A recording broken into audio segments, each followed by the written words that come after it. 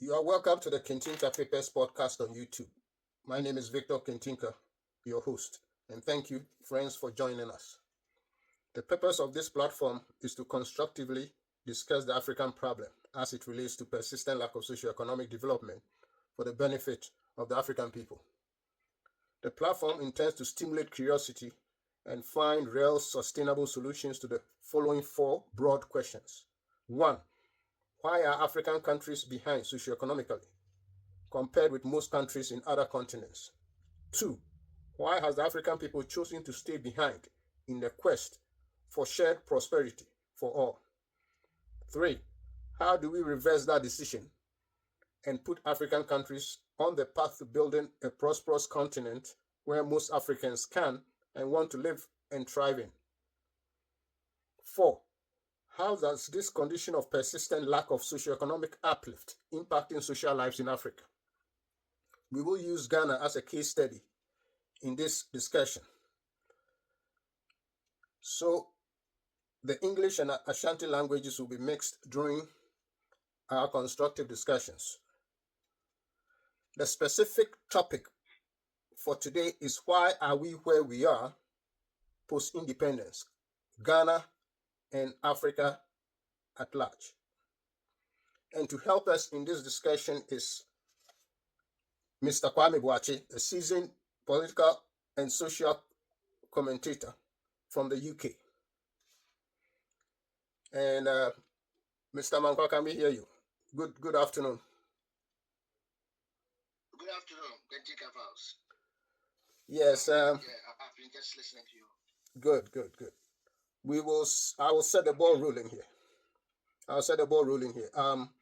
Ghana, as we know, gained their independence in 1957. That's 67 years ago. And some of the macroeconomic indicators shows that we should by now be far advanced in terms of economic progress for the benefit of the people.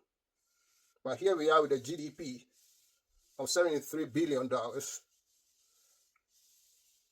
a GDP per capita of 2,272, as are the data in 2023.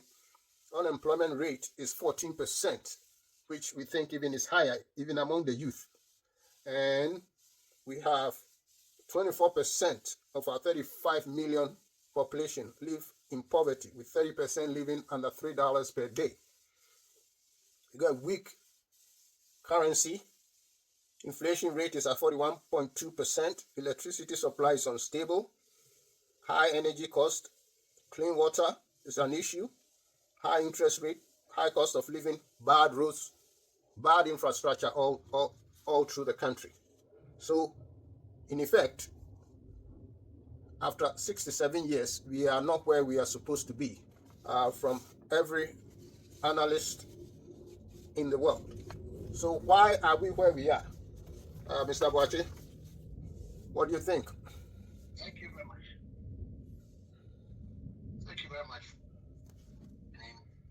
For giving us the data on all the litany of issues that we have in Africa, and Ghana as a case study, as you said.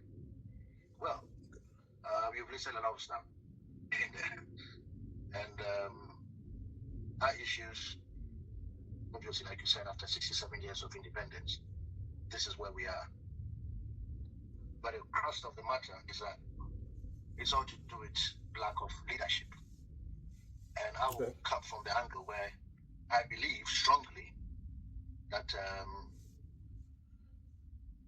democracy, the Western democracy that has been imposed on Ghana or Africa in general, is, for me, from my point of view, is one of the biggest issues that is setting it back. It's the Western style of democracy.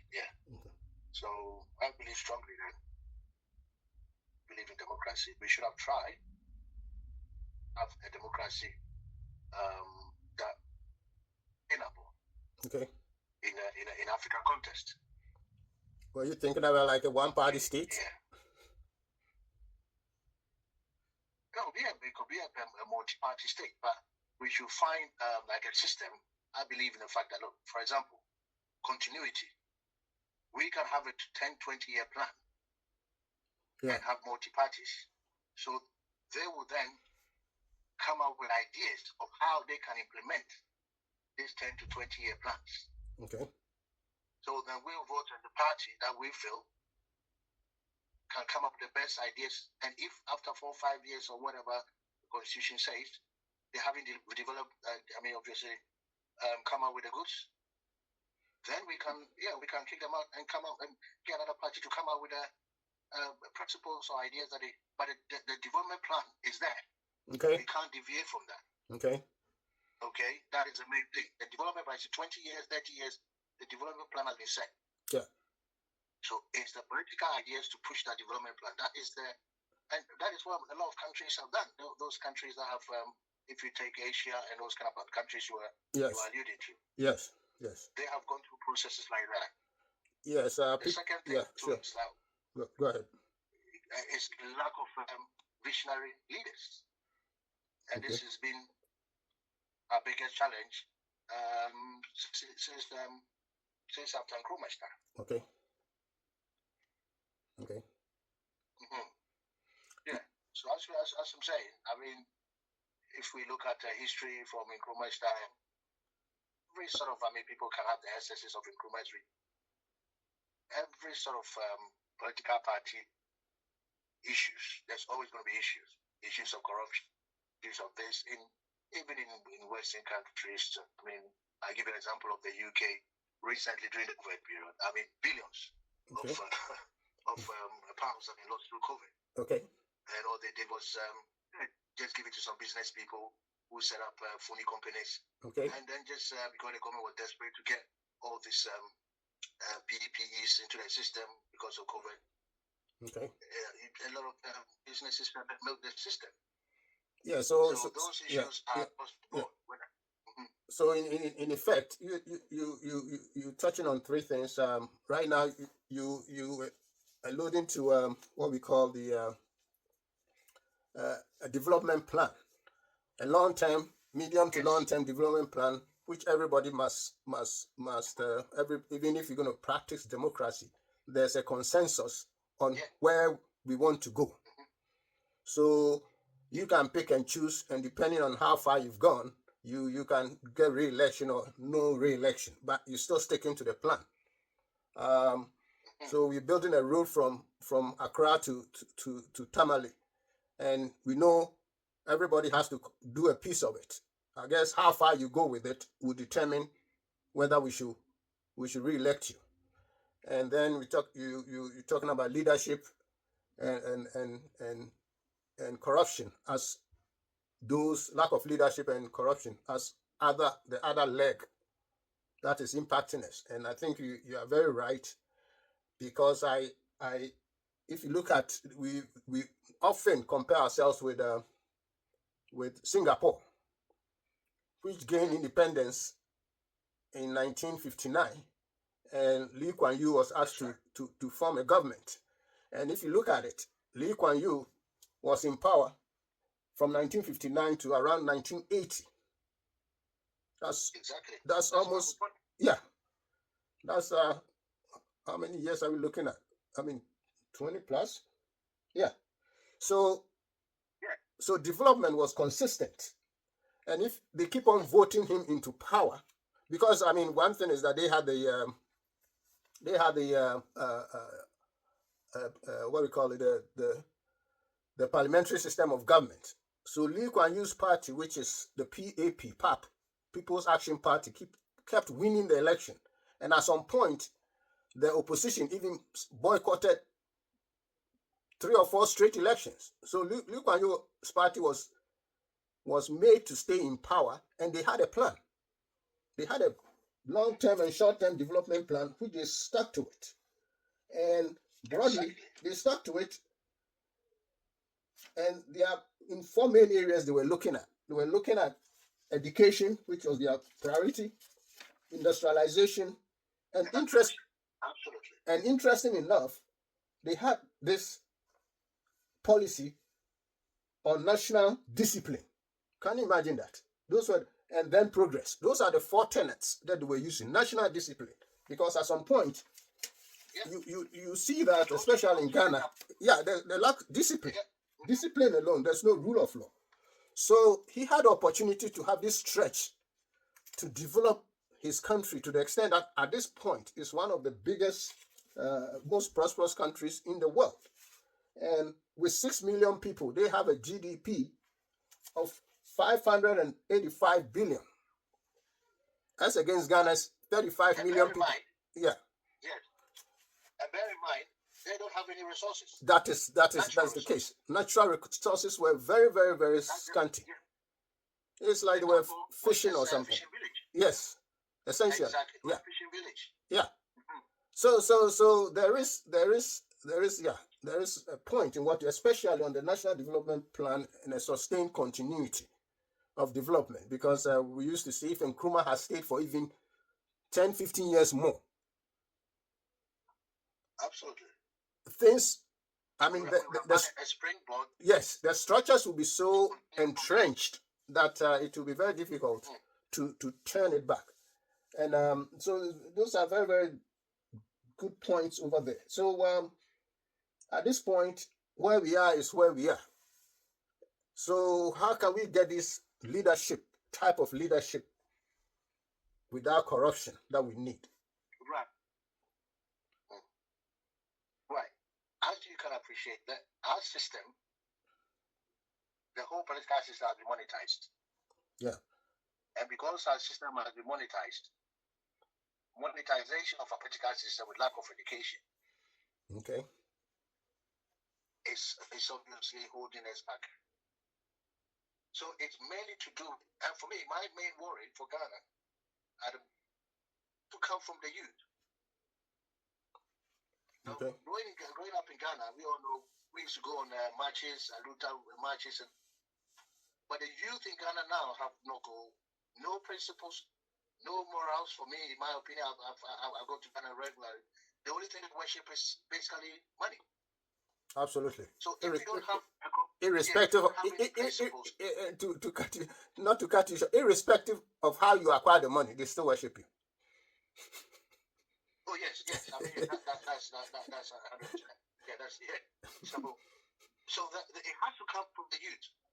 Our level, the people in our age group, 50s, 50s. I mean, there's nothing that they can do to the system because the system favors them. Okay. Okay. You know, the status quo favors them. So, if from the youth, and as I say, unfortunately, our youth have been compromised to the extent that they don't really believe in anything. You know, they don't have any principles. Okay. Okay. And if you don't have any principle, with money left, right, and center, because of. So I've always looked up to the youth. But studying the Ghanaian youth at the moment, it is a big challenge of how they can, and obviously with the advent of social media and all this kind of stuff going on. Okay. And we've got a challenge. But it has to come from the youth. The youth has to, at some point in time, this mindset change. Okay, and decide that look, we can't continue this system. Okay.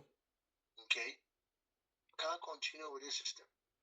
But don't you think that this situation of the youth, the apple doesn't fall too far from the tree? Because if you look at 67 years post-independence, as far as I remember, everybody had always said that Ghana is hard. Since as far as I remember, it's difficult. Infrastructure is bad. But I'm saying the youth.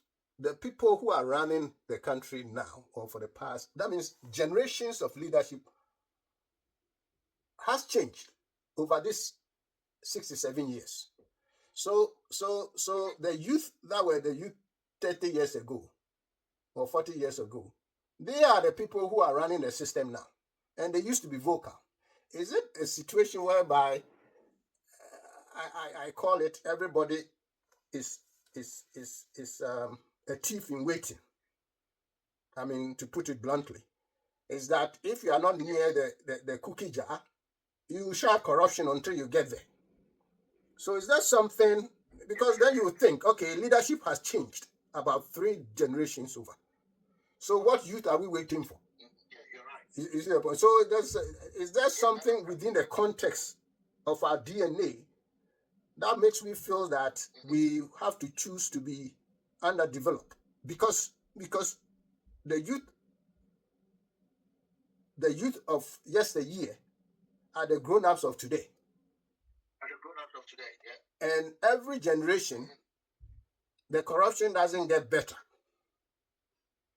The leadership acumen doesn't get better. So it's a question of everybody waiting their turn to loot. Absolutely. Since, as you said, people worship money irrespective of how you got it. So we are in a situation whereby you just waiting your turn.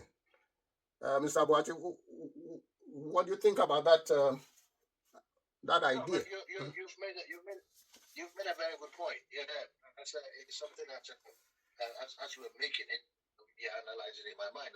It's the youth of 30, the youth of 30. They are the leaders of they are the leaders now. So basically, what's happening, I would think is they've basically lost any sort of over time. Okay. There's no conviction politicians anymore. Okay.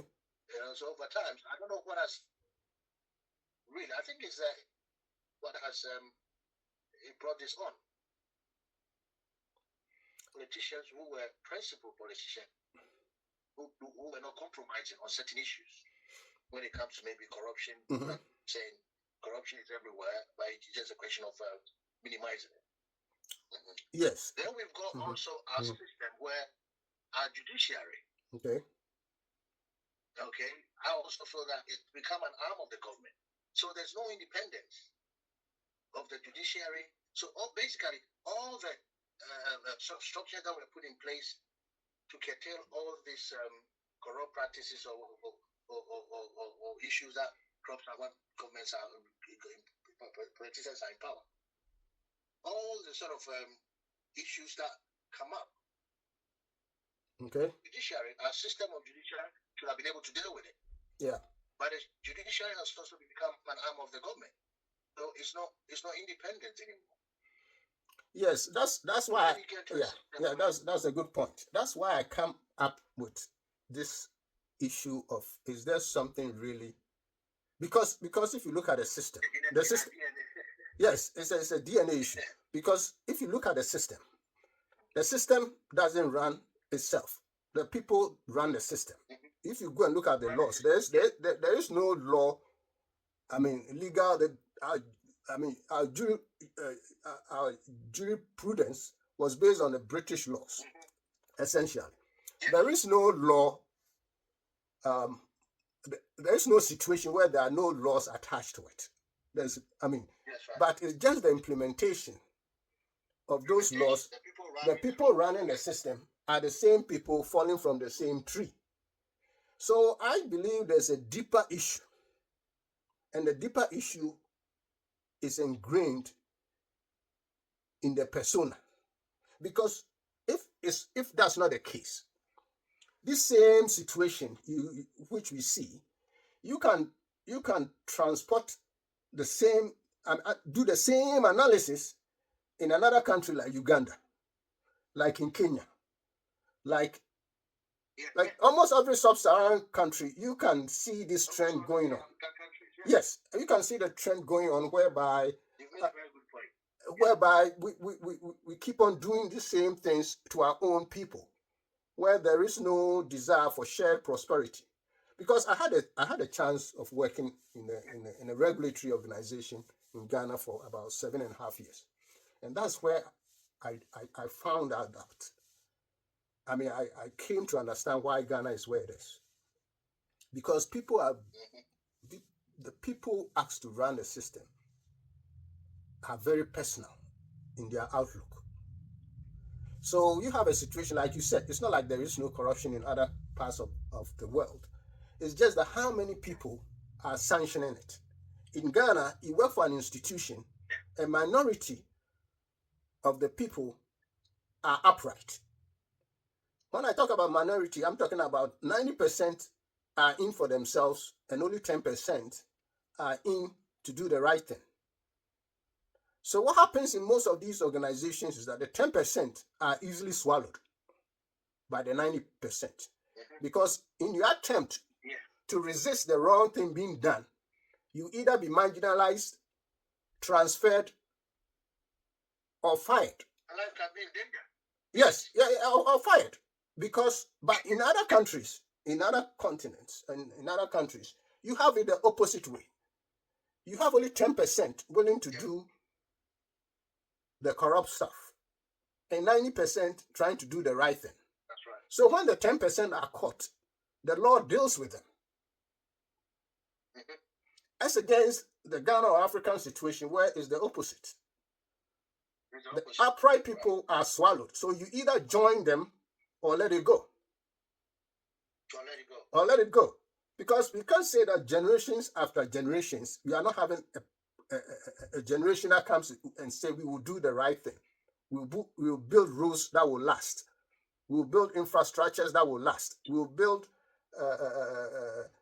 things looking at 20 years plan, looking at how it's going to impact majority of the people.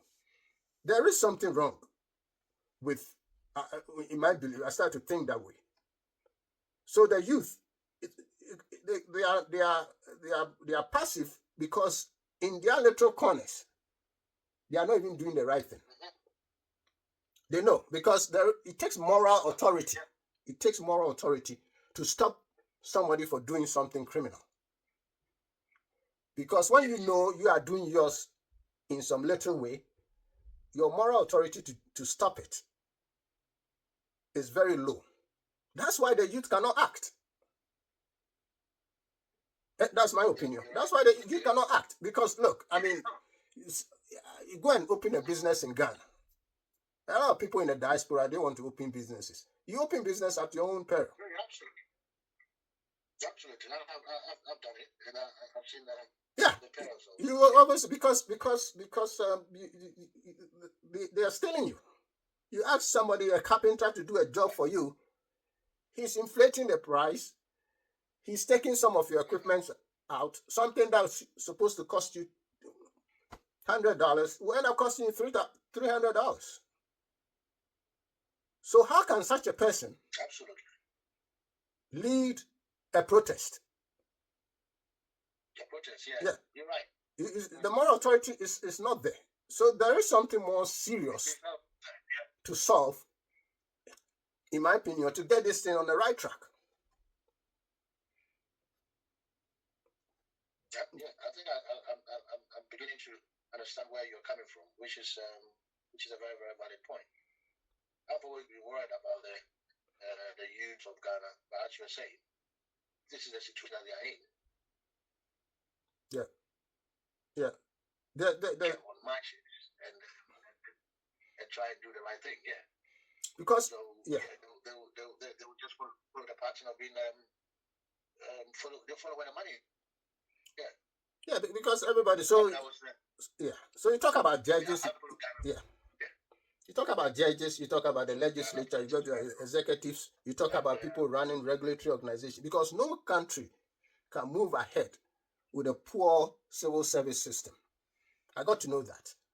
Because there's nothing that you need to do that you wouldn't need some form of a permit from a civil servant. It's amazing. And what if you can't imagine how many investors. That's why you can't get the UK, US, a lot of UK, US investments in most African countries. Why? Because their local laws does not permit you to bribe officials in other countries. Because they don't understand the system. The system works in a different way. Yes, I want to. They don't understand the system. I want to bring my millions to invest in your country, and I need some permit to start a business, and somebody will give me a runaround, and it will end up that if I don't pay such and such amount, the permit will not be given to me. how do you get serious investors into your system? You see, it's a massive challenge. It's a massive challenge. Yes, it's a very, very big challenge. Because that's why when I look at Lee Kuan Yew's plan, and he had on the third national discipline.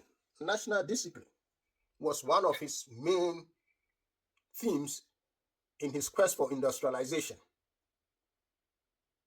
National discipline, which your point about our DNA, it's a very pertinent point, because when you talk about this national discipline, Rollins tried it. Yeah, Rollins tried it to some extent, but in the end, the whole thing fell apart. Yeah. You know, they all ended up joining the system. The system swallowed them up again. Because he was 10%. He was the 10%. Exactly. That's so you could have a leader. You could have a consensus leader with nobody following him or her. Mm-hmm. Because he can't be everywhere every time.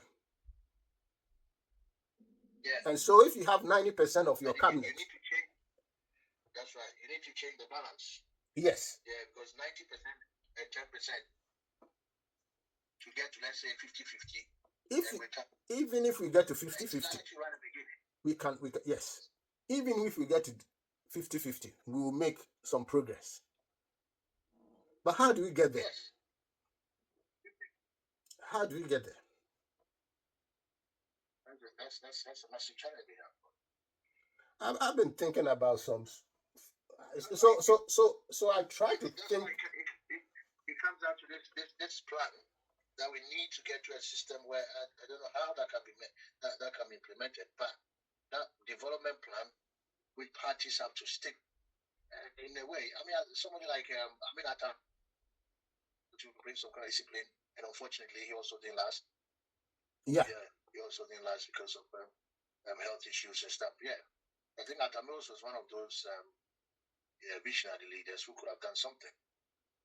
Unfortunately, he didn't last, and then he got handed over back to the old guards, and then they continued their practices.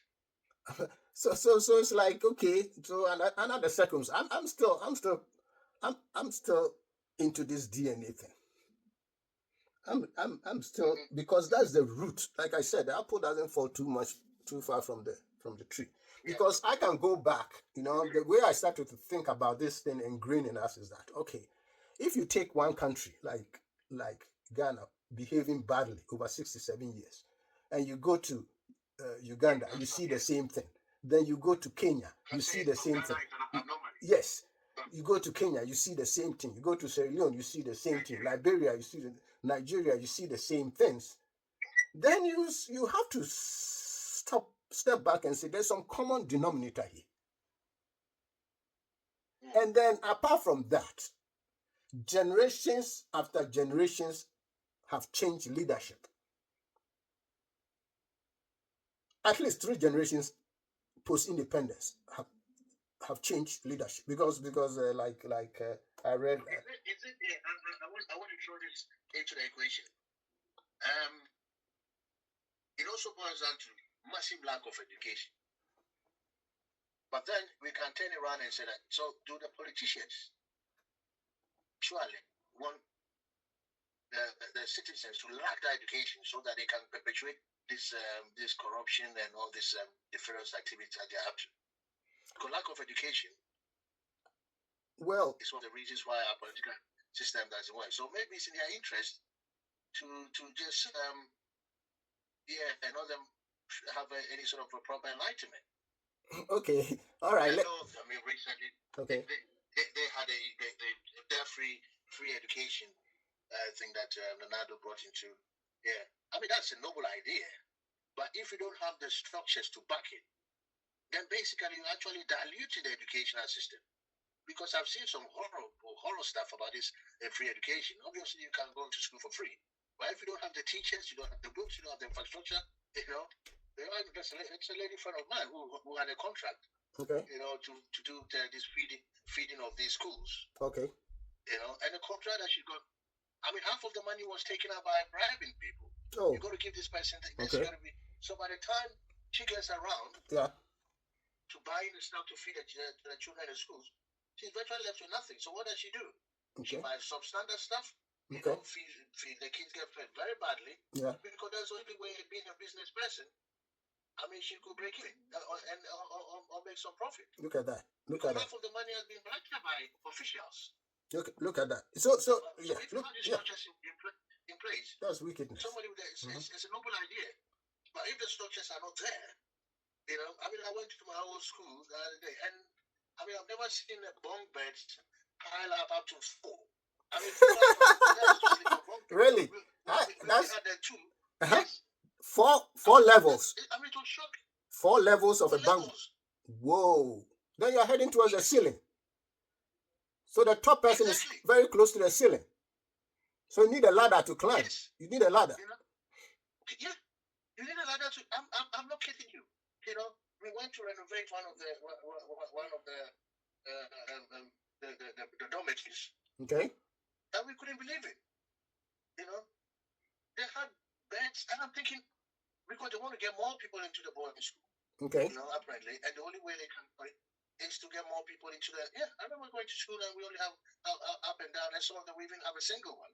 Okay. You can put your trunk, next to it. You see a boarding school, put your trunk next to it. Okay. Yeah. Everything nice and tidy. Yeah. Yeah. The population of the school has been tripled with the same structures. Yeah, but you know, this it still it will have worked. It still comes down to my strong belief in these people who are running the system not being right, because it's in generational DNA. Because the system could have worked. I mean, look at the situation where the money is being put out to feed children. Yeah. Then somebody takes up part of the money, a chunk of it, for his private pocket. You know? Yeah. So in this case, money that can be used to feed everybody appropriately is now being siphoned into personal use.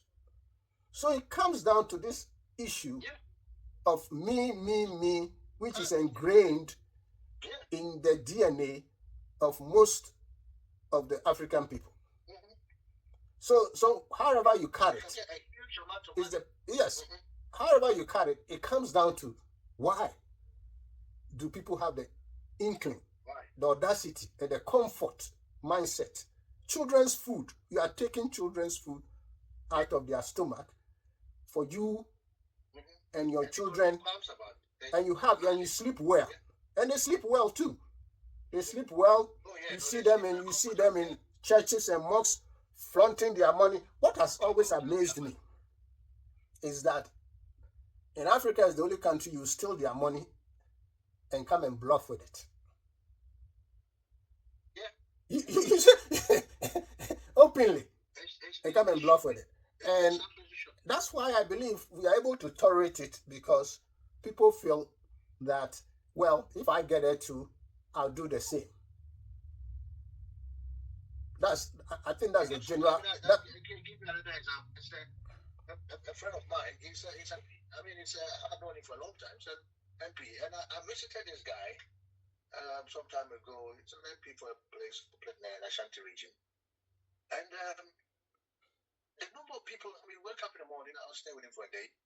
And the number of people that were in the house in the morning, I couldn't believe it. I asked him, "What are all these people doing here?" Okay. And then he said to me, some of them have come for their school fees, some of them have come for money for. I was just thinking, but why did they expect you to do that? They said, my brother, if you don't do that, they will just not. They will not vote for you. They'll come out with all kind of negative things about you. But then at the same time, where do you get the money to do that? Yes. Because I know how much MPs get paid. Yeah. So the whole system has been set up in such a way that the people going to see this friend of mine who's an MP, they expect him to pay school fees for this person.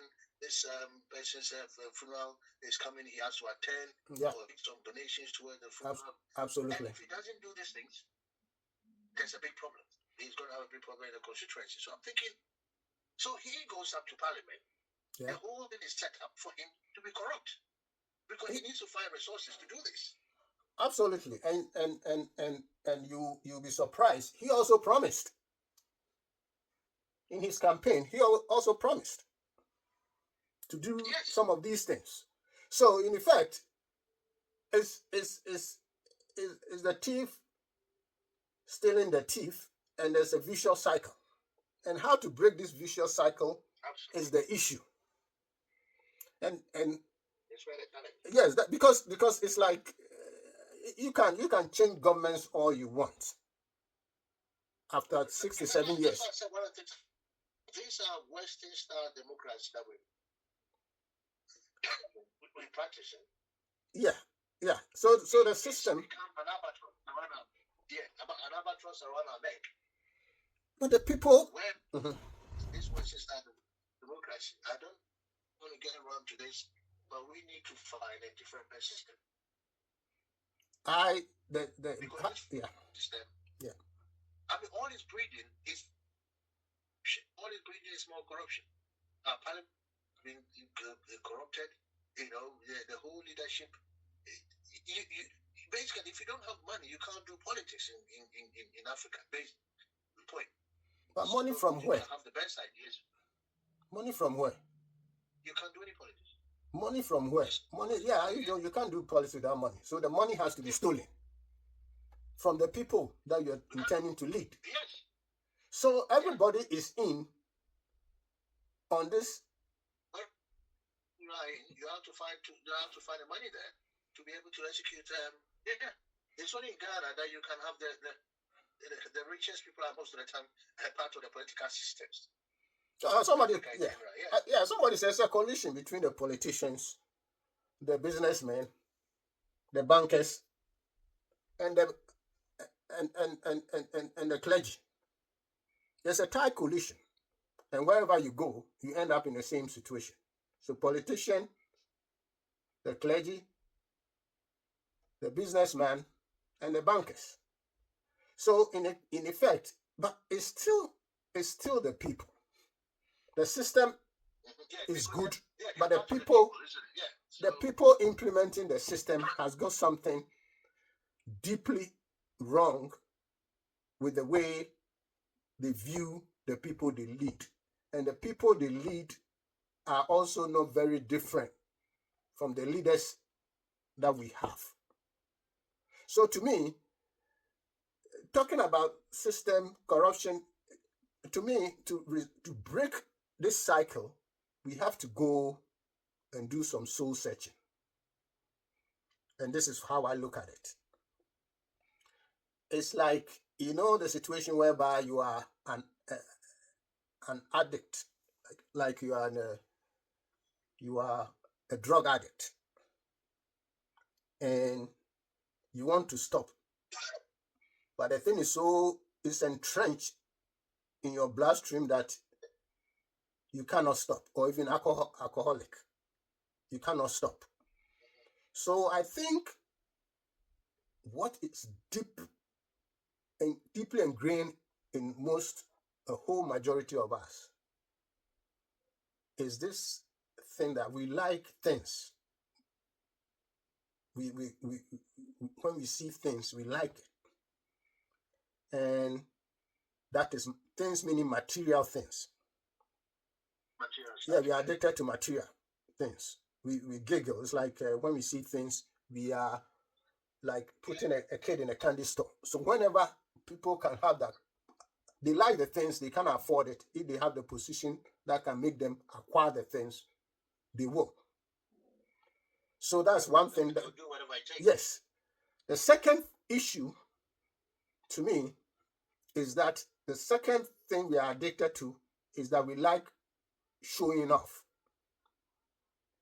That's one thing I noticed in Ghana. They like showing off. Yeah. So especially the advent of social media and stuff like that. So and it just accentuated the whole the whole issue because of you trying to show off your wealth and stuff like that. Yeah. Because everybody, because of, like you said, the advent of social media, everybody knows what people in California are driving and wearing. So you're in Ghana, you want the same. In spite of your $73 billion GDP, you want the same things. So only few people can get there.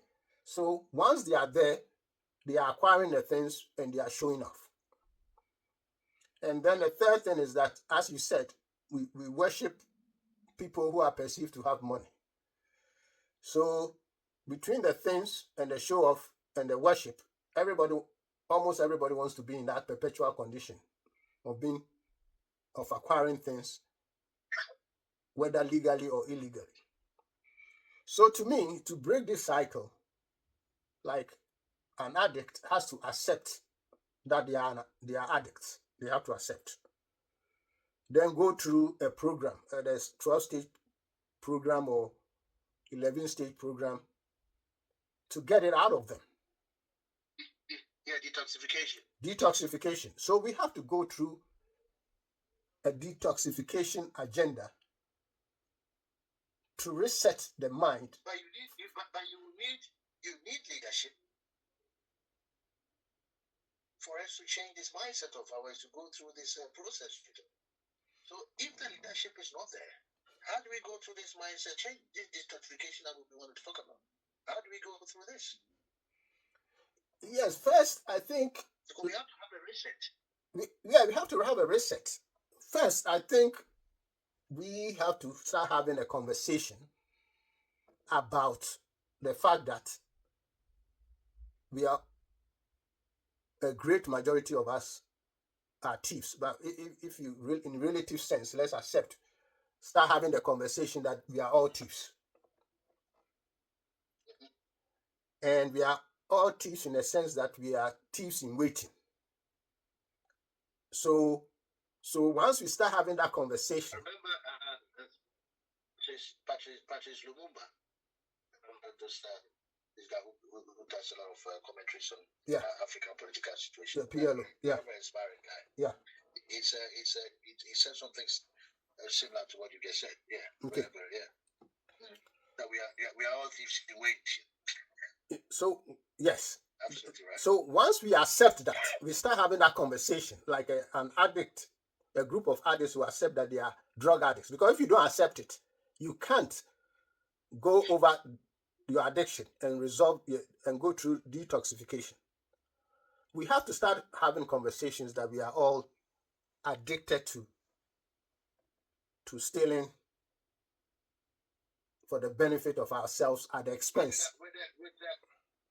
But with the system we have in place now, with this adversarial politics that we have in Africa or Ghana as a case, how does this conversation take place?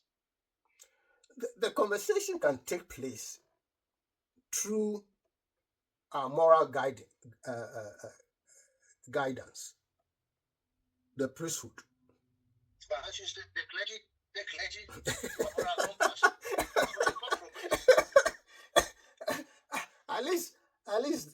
At least the few. No, there will be a few who can start making it up. Yeah, but they will still fall under the 90-10% ratio, wouldn't they? They will still, but have they started? They will still fall under it. But with a 90-10% ratio, if you are not seeking anything from them or stopping them from acquiring anything, then you are just talking. You are just being loud. And people will pick it up. Just the discussion, people will pick it up. It's when you want something or you don't want something, that's why if you look at the civil rights movement, most of the people who went into the civil rights movement were reverends. Because nobody was paying them. Absolutely. The reason most of them were reverends was that they didn't need to be paid by some industry or company. They needed their livelihood was supported by the people. So they were capable of bringing issues of inequality up without any repercussion to their livelihoods. That's why all these to fight injustice, most of the leaders were reverends. So if you get a few reverends who start talking about the fact that there's something pathologically or wrong with the DNA, then people will start thinking about it, because the next stage of accepting it is to start to do some level of indoctrination at a lower level. Let's say we start an ethics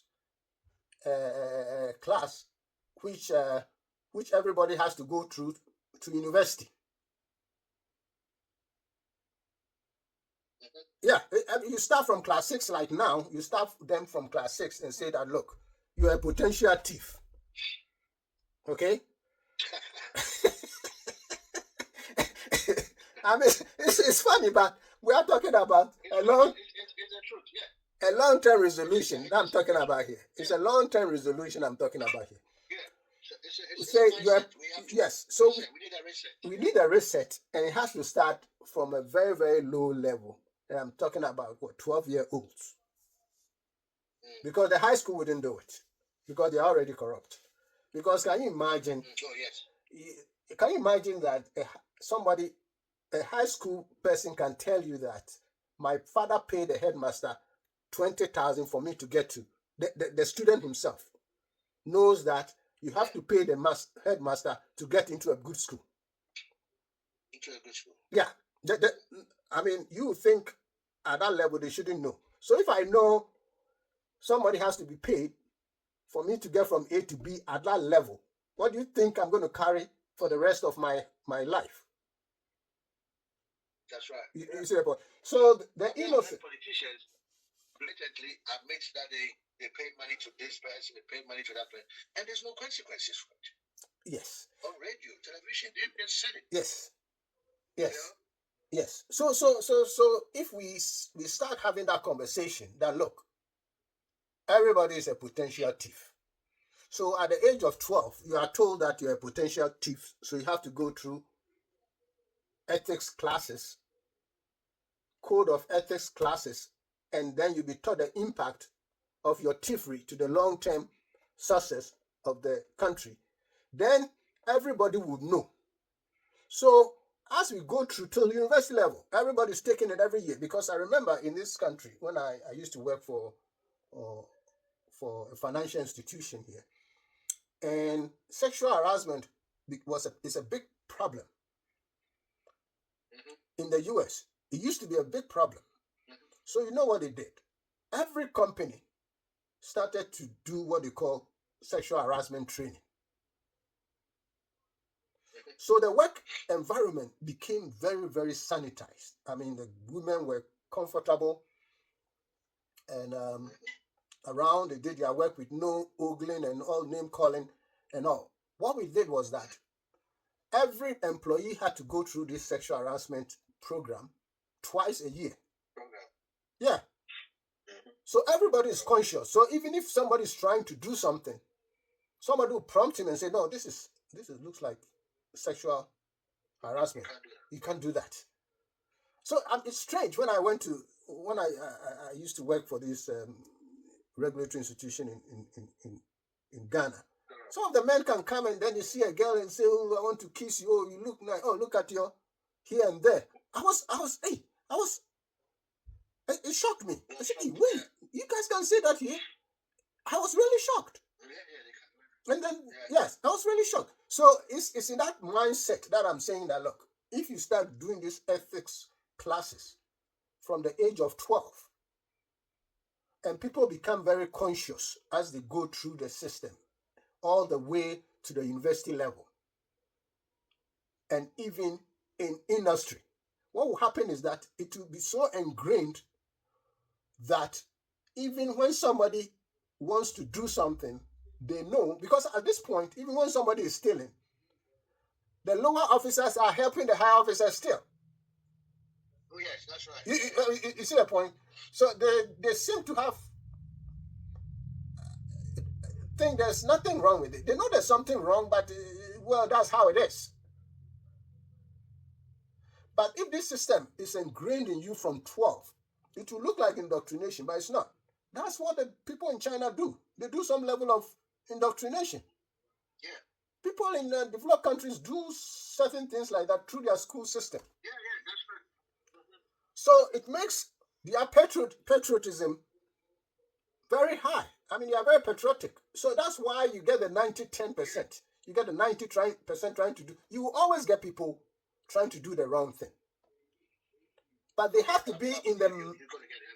They have to be in the minimum. It's happening here in the UK. They have to be in the minimum to the extent that when they are caught, people will know that the system will know that these are outliers. Rather than what we have now, where when you are not stealing, you are rather the outlier. You are the outlier. You are the minority. Yeah, you are the minority and you are rocking the boat. Because all of us are suffering generation after generation. So that kind of conversation, we have to go above the leadership issue, the corruption issue, and deal with our addiction of acquisition of things at the expense of the rest of our population through ethics training from, even if not from preschool, from primary school. Yes, because this is a long-term issue. Because for 67 years, generation after generation trying to do the same thing, and every I mean, it's so funny. Every political party comes into power asserting that the previous one was more corrupt than they were. Corrupt, absolutely. I mean, look, what an argument. And when they come to power, no, yeah. So, and no example is set. Yes. So my ticket, nothing happens. My ticket for winning political power is very simple. Yes. So my quest for political power is very simple. I have to prove that the other person was more corrupt than I was. Is that a way to run a country? Absolutely not. So there's something really wrong. There's something really wrong, and it's an ethics problem, and we have to accept that we are all thieves in waiting, so we need to solve it from the primary school level to ethics training, all the way to the university level, to reset the mind.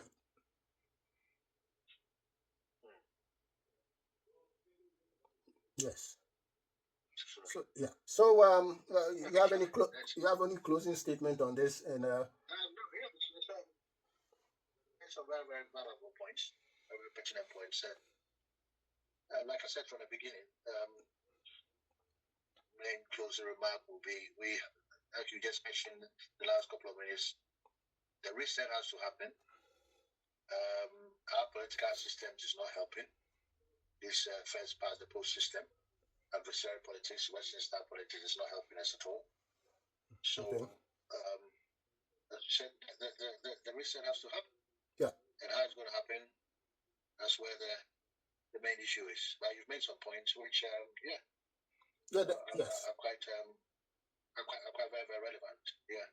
So, going forward, I think if we can get to a situation where we can have a continuity, despite all the issues we have now. Yeah. If we get into a system where we're going to start from somewhere. Absolutely. A system where we have some kind of continuity with a development plan. Absolutely. Which everybody has to adhere to. Yeah. Even if we are practicing this democracy that we have, balanced with the reset, we can move forward. Absolutely. Yeah. It has to be a multi-prone approach. Yeah. And the development plan will be a very critical part of this, so that we will build forward, not build back and forth. With no, we have the resources. We have the resources. Yeah, we have the resources. We have the resources. But the management is done still by the people. We Ghana, we don't have they say, what do they normally say? Oh no, we don't have the money. We don't have the money to do this. That's what are you talking about? Look at these Arab countries. All they had was the oil money, and look at what they've done with it. Absolutely. Absolutely. Look at what they've done with it. Yes. And we have numerous resources. Yes. Numerous resources. Both natural and human resources. And so, Ghana, Africa, nobody pays tax and stuff like that. And my only reply, no country has ever developed with taxation. They use the human and natural resources of the country to develop the country. When you develop the system, then you can look at taxes to finance that. But until then, you have to use the natural resources that you have, natural human resources. Yes. That's what develops country. Taxation doesn't. That's correct. That's correct. If you're cutting bad deals, you're making bad deals, how do you gain? Yes. You have to cut good deals with your natural resources that God has given you. Cut good deals and move forward. And move forward. Yeah. So the resources that we've been handed. Yeah. Money. So I was saying that the main thing we can take out of this is that it's a reset. We have to reset the mind. Yeah, we really do. It's a multi-pronged approach to how we're going to move forward in the development of the Ghana and Africa in general. Absolutely. Thank you. My take on it. Okay. Yeah. So yes, and that's a very valid point. We have to good discussion. Yeah. We have to have a multi-pronged approach. But central to my view is that we really need to reset the mind through some ethics training at a very, very low level as a long-term approach to get